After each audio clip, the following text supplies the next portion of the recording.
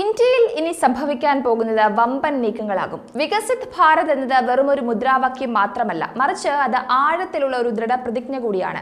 Indian വിദേശകാര്യമന്ത്രി S Jaishankar നിർണായകമായ ചില വെളിപ്പെടുത്തലുകൾ, നിലപാടുകൾ നടത്തിയിരിക്കുകയാണ്. രാജ്യപുരോഗതിയെ പറ്റിയുള്ള, രാജ്യത്തിന്റെ ഭാവിയെ പറ്റിയുള്ള ദീർഘവീക്ഷണത്തിലൂന്നിയുള്ള പരാമർശങ്ങൾ ഓരോ ഇന്ത്യക്കാരനും അഭിമാനിക്കാവുന്ന ആത്മവിശ്വാസം പകരുന്നത് തന്നെയാണ്. ഇന്ത്യയെ പരാജയപ്പെടുത്താൻ കഴിയാത്ത ദൂരത്തേക്ക് രാജ്യം സഞ്ചരിച്ചുവെന്നും എല്ലാ മേഖലയിലും അതിന്റെ ഫലങ്ങൾ പ്രകടമാണെന്നുമാണ് എസ് ജയശങ്കർ പറയുന്നത്. വികസിത ഭാരതം എന്ന വാക്കിനെ കേവലം ഒരു മുദ്രാവാക്യമായി കണക്കാക്കരുതെന്നാണ് എസ് ജയശങ്കർ പറഞ്ഞു വെക്കുന്നത്. മറിച്ച് അത് ഇന്ത്യയുടെ ഭാവി സുരക്ഷിതമാക്കാനുള്ള ഒരു നിർണായക ചുവട് തന്നെയാണ് എന്നുള്ളതാണ്.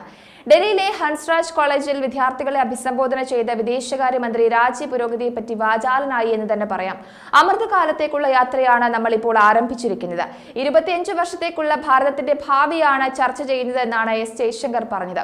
ലോകം ഇന്ന് ഇന്ത്യയെ സദാ നിരീക്ഷിച്ചുകൊണ്ടിരിക്കുകയാണ്. ഇന്ത്യയുടെ ഓരോ നീക്കങ്ങളും, ഇന്ത്യയുടെ ഓരോ നിരീക്ഷണങ്ങളും അത്ഭുതത്തോടെയും ജാഗ്രതയോടെയുമാണ് ലോകം വീക്ഷിച്ചുകൊണ്ടിരിക്കുന്നത്.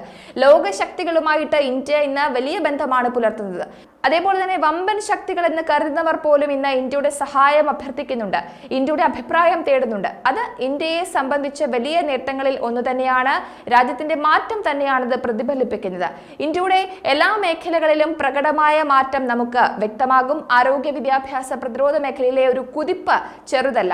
ഇന്ത്യയുടെ ആയുധ കയറ്റുമതിയിൽ വമ്പൻ നീക്കങ്ങളാണ് നടന്നുകൊണ്ടിരിക്കുന്നത്. ഒന്നും രണ്ടുമല്ല, ഇന്ത്യയുടെ പ്രതിരോധ കയറ്റുമതിയിൽ 35 മടങ്ങ് വർധനവാണ് ഉണ്ടായിട്ടുള്ളത്. പ്രതിരോധ കയറ്റുമതിയിലെ ആ ഒരു വലിയ മുന്നേറ്റം ഇന്ത്യക്ക് കൂടുതൽ ഊർജ്ജം പകരുന്നതാണ്. ചരിത്രത്തിൽ ആദ്യമായിട്ട് ഇന്ത്യയുടെ പ്രതിരോധ കയറ്റുമതി 21,000 കോടി കവിഞ്ഞത് ചരിത്ര സംഭവം തന്നെയായിരുന്നു. പ്രധാനമന്ത്രി നരേന്ദ്രമോദിയുടെ ഭരണത്തിന് കീഴിൽ പ്രതിരോധ കയറ്റുമതിയിൽ ഒരു റെക്കോർഡ് തന്നെയായിരുന്നു അത്.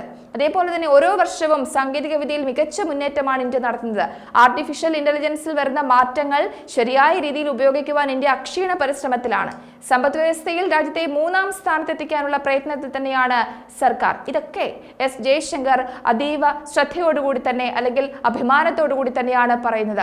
AI-യിൽ അതിവേഗം വികസിക്കുന്ന വിപണിയിലേക്ക് ഇന്ത്യ എത്തിയിട്ടുള്ളതും ഒരു ശുഭ വാർത്ത തന്നെയാണ്. വളരുന്ന മേഖലകളിൽ ഇന്ത്യയുടെ ഒരു മികവ് കാട്ടാനുള്ള ഒരു ശ്രമം വലിയ രീതിയിൽ തന്നെയാണ് മന്ത്രാലയങ്ങൾ മുന്നോട്ട് വെക്കുന്നത്. ഇന്ത്യ ആഗോളതലത്തിൽ തന്നെ ഒരു വിശ്വസനീയമായ രാജ്യമെന്നാണ് ലോകത്തിന് ഇന്ത്യയോടുള്ള ഒരു മതിപ്പും പ്രശംസയും. ഇന്ത്യ പുരോഗതിയുടെയും നവീകരണത്തിന്റെയും പാതയിലൂടെ സഞ്ചരിക്കുന്ന ഒരു രാജ്യമാണ്. ഇന്ത്യയെ ആഗോള ഭൂപടത്തിൽ ഉൾപ്പെടുത്താൻ കഴിയുന്നത് എല്ലാ രാജ്യങ്ങൾക്കും നിക്ഷേപം നടത്തുവാനും വളരാനും അത് സഹായിക്കുമെന്നുള്ളത് കൊണ്ടാണ് എന്നും ഇന്ത്യ എല്ലാവരുടെയും ഉന്നമനത്തിനായിട്ട് ഉതകുന്ന ഒരിടം തന്നെയാണ് എന്നുള്ളത് കൊണ്ടുമാണ്. കഴിഞ്ഞ ദിവസം തന്നെ US ശതകോടീശ്വരൻ വാറൻ ബഫറ്റ് പറഞ്ഞത് അവസരങ്ങളുടെ ഒരു ഹബ്ബാണ് ഇന്ത്യ എന്നുള്ളതാണ്.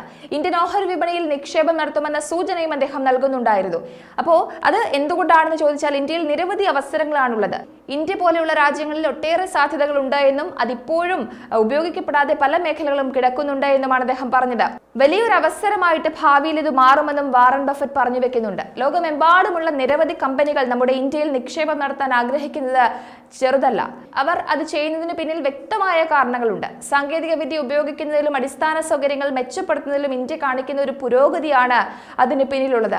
2047ഓടെ വികസിത ഭാരത് കെട്ടിപ്പടുക്കാനുള്ള രാജ്യത്തിന്റെ ഭാവി തന്ത്രം രൂപപ്പെടുത്തുന്നതിന് പ്രധാനമന്ത്രിയുടെ നീക്കങ്ങൾ ഏറെ ശ്രദ്ധേയമാണ്. ഇന്ത്യയുടെ മാറ്റങ്ങൾക്ക് പിന്നിൽ സുപ്രധാനമായ ഒരുപാട് ചുവടുകളുണ്ട് എന്നതുകൂടി എടുത്തു പറയണം. രാജ്യത്തിന്റെ എല്ലാ മേഖലയിലും വമ്പൻ മാറ്റങ്ങൾ ഉണ്ടായിക്കൊണ്ടിരിക്കുന്നത് കൃത്യമായ ദീർഘവീക്ഷണത്തോടെയുള്ള പ്ലാനുകൾ നടപ്പിലാക്കുന്നത് കൊണ്ടാണ്.